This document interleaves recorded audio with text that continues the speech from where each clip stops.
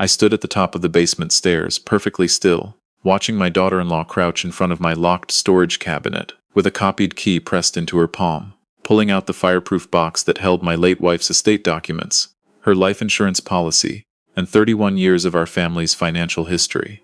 How does a woman who told my son she loved him more than anything on this earth end up treating my home like a crime scene the moment she thinks it's empty? She had no idea I was standing there. She had no idea I had known for 4 months exactly what she was planning. I am a retired civil litigation attorney who spent 38 years in courtrooms across Ontario, watching people lie under oath, smile through depositions, and systematically dismantle other families for money. I know what predators look like when they work. I know the particular stillness of someone who believes they are finally alone with what they came for. If you have ever looked at the person your child brought home and felt something cold and final settle into your chest, not jealousy, not protectiveness, just pure instinct, then you understand why I did what I did. And if you think you could have held it together for the 14 months it took me to build a wall she could never climb over, I genuinely do not know if you're right. My wife, Helen, passed 3 years before any of this started. Pancreatic cancer diagnosed in February, gone by September. She was a high school librarian for 27 years in Oakville, who made the best butter tarts in Halton region, and read 3 books a week until the week she couldn't anymore.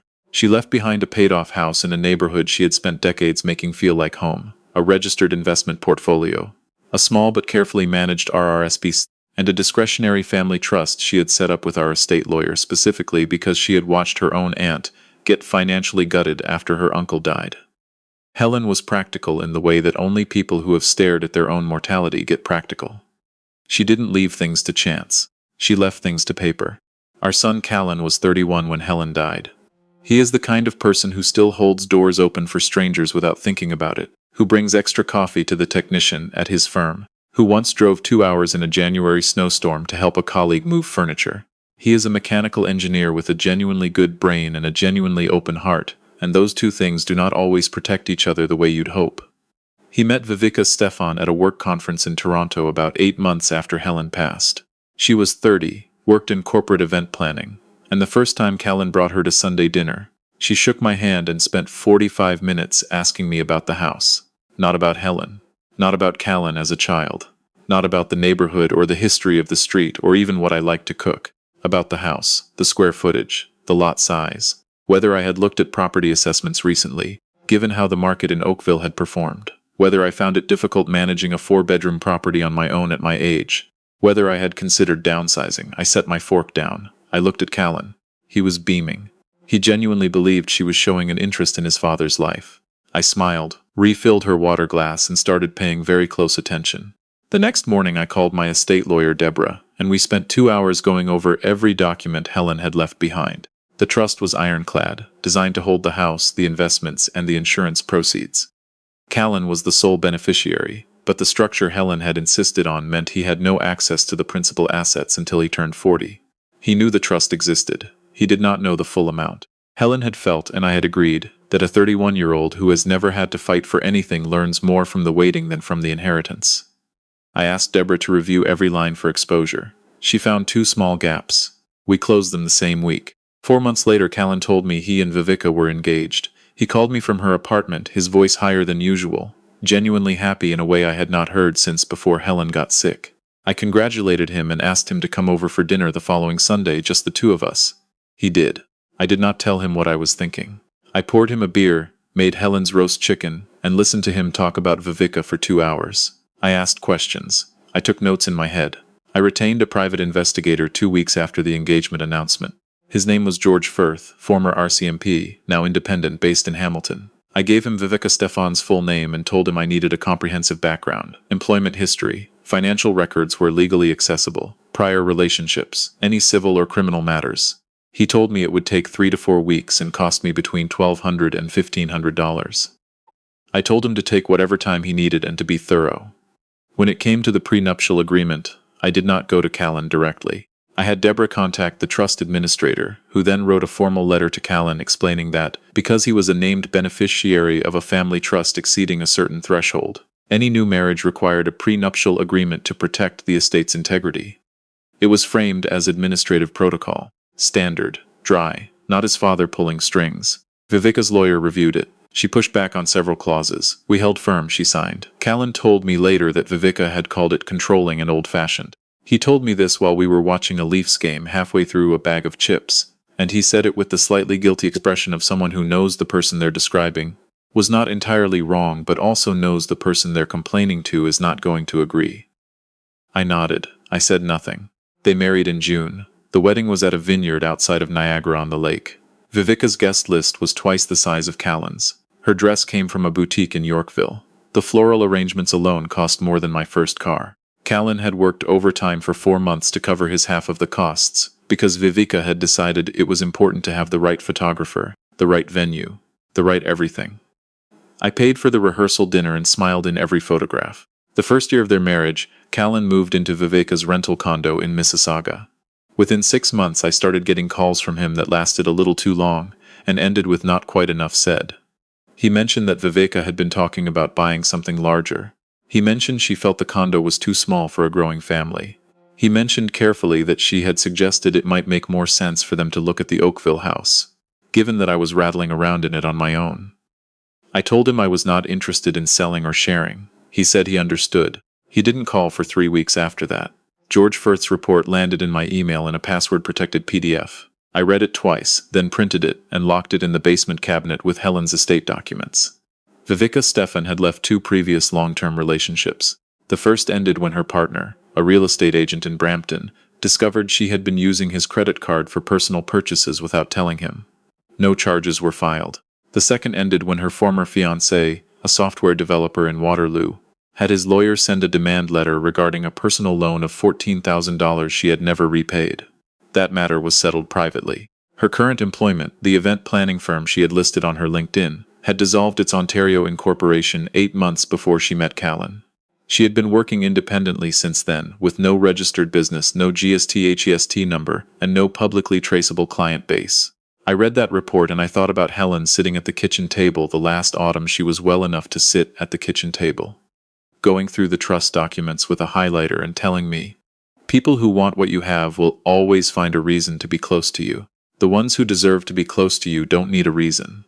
14 months into their marriage, Viveka quit her job. She told Callan her contract had ended and the industry was changing and she needed to focus on launching her own independent consulting practice. Callan supported her completely. He picked up extra hours at the firm. He paid their rent, their groceries, their car insurance. He bought her a new laptop for the business she was building. He told me about it over the phone with the particular kind of exhausted enthusiasm that people use when they are trying to convince themselves that something is fine. Over the following months, Viveka's attention to my house became something beyond curiosity. She offered to help me find contractors when I mentioned the deck needed work, then suggested she could oversee the renovation personally. She asked Callan if I had updated my will recently, and whether I had a power of attorney in place. She began referring to the Oakville property as the family home in conversations where she clearly expected me to find that natural. I did not find it natural.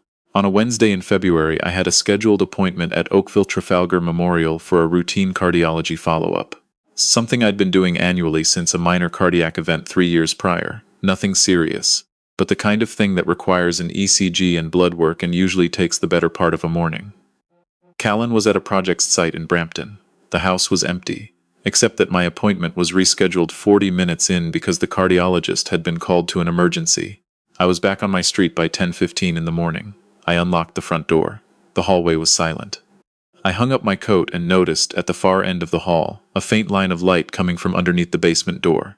I had installed a new deadbolt on that door 18 months earlier. 1 key. On my key ring, I walked down the hallway slowly. I did not call out. I did not reach for my phone. I pushed open the basement door and walked down the stairs, and there was Viveka Stefan, crouched in front of my open storage cabinet, the fireproof lockbox sitting open on the floor beside her, Helen's estate binder across her knees. She was so absorbed in what she was reading that she didn't hear me on the stairs. I stood at the bottom of the steps and watched her for a moment. She was turning pages carefully, deliberately, taking photographs of documents with her phone. I said her name. She spun around and the binder hit the floor, and for a long moment neither of us said anything at all. If you have ever caught someone in a betrayal that strips the last layer of ambiguity away, where there is no version of this moment that can be explained or reframed, you know exactly what that silence feels like. It has a weight to it. It presses down on both of you. Viveka stood up. She picked up the binder. She tried to hand it to me. Her voice was controlled, but her hands were not. She said Callan had asked her to check on the house while I was at my appointment.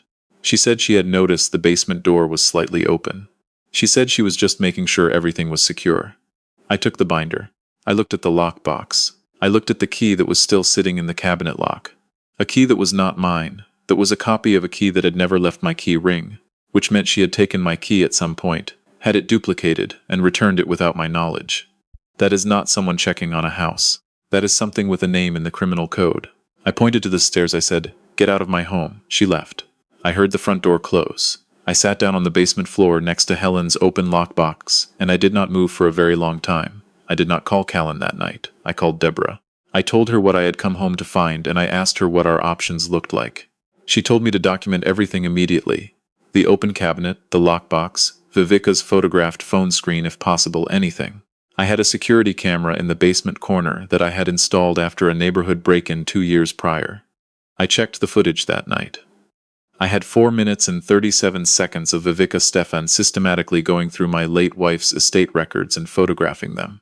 I downloaded the footage and sent it to Deborah. The next morning, I drove to Callan's office. I did not call ahead. I asked the receptionist if he had a moment. She checked. He came out to the lobby looking confused and faintly alarmed. I told him I needed 15 minutes. We went to a small meeting room. I sat down across from him and I said, "Your wife was in my basement yesterday photographing Helen's estate documents with a key she had copied without my knowledge or permission." Callan stared at me. He said quietly that he had not asked her to go to my house. "I know," I said. He was quiet for a long time. Then he said he needed to talk to her. I said that was his choice to make, but that I wanted him to understand the full picture first. I handed him the printed summary Deborah had prepared. Not the full George Firth report, not yet. Just the documented inconsistencies. The former engagement. The unrepaid loan. The dissolved business that had supposedly been her career when she met him. Callan read it without speaking. When he finished, he set it down on the table face down, and pressed his hands flat against it the way you press your hands against something to stop it from moving. He said, "How long have you known?" "Since before the wedding," I said. He asked me why I hadn't told him. "Because you wouldn't have believed me," I said. "And I needed to be sure, and I needed everything to be in place before she knew that I knew." He didn't respond to that. He nodded once, slowly. Then he asked what Deborah recommended. 2 evenings later, Callan called Viveka from his car in the parking garage below their building. He asked her to meet him upstairs.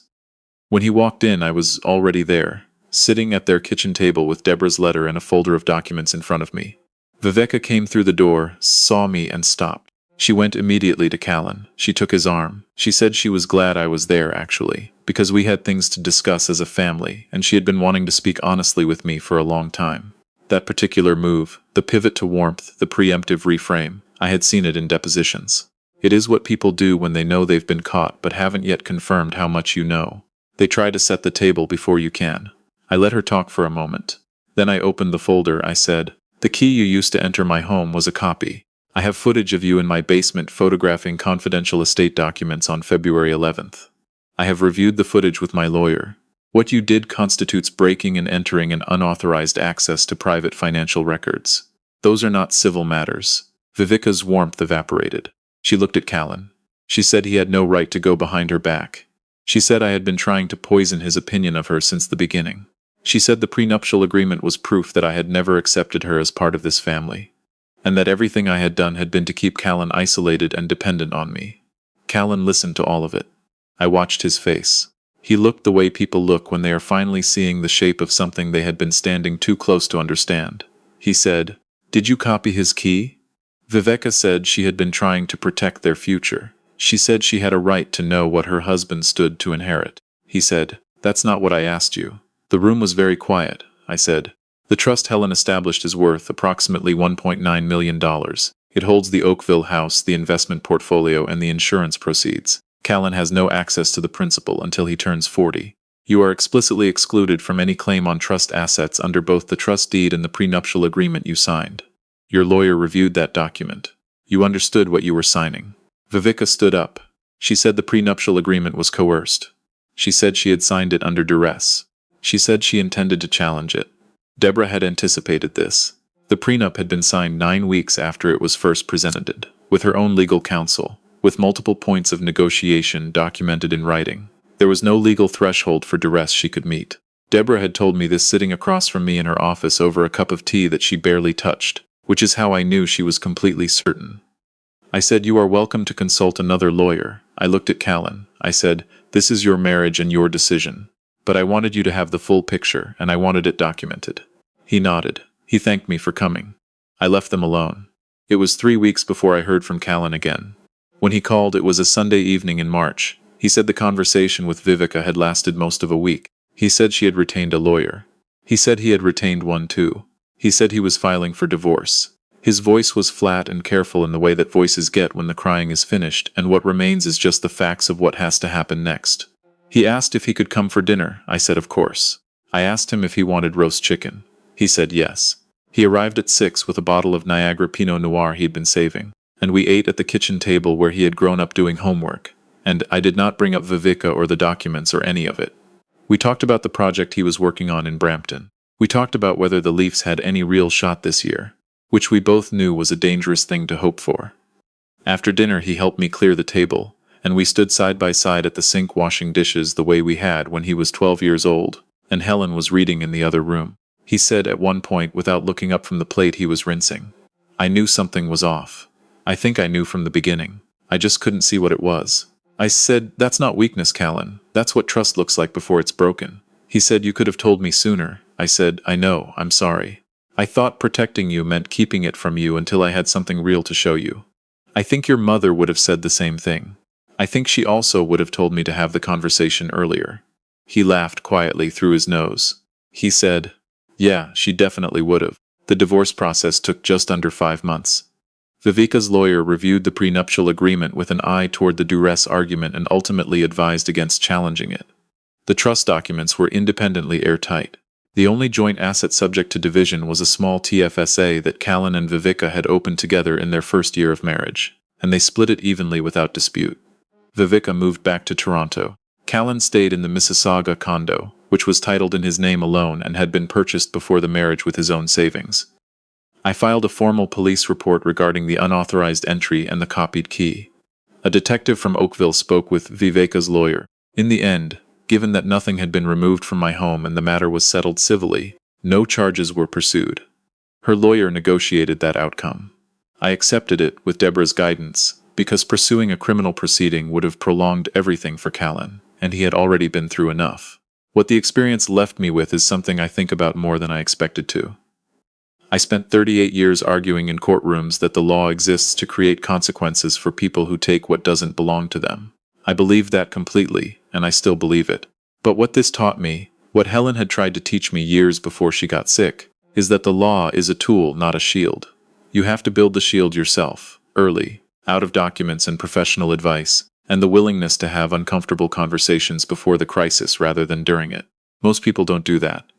They assume love is enough, or they assume that good intentions protect against bad ones, or they simply cannot imagine that the person sitting at their kitchen table asking about the crown molding is performing a financial assessment of their estate.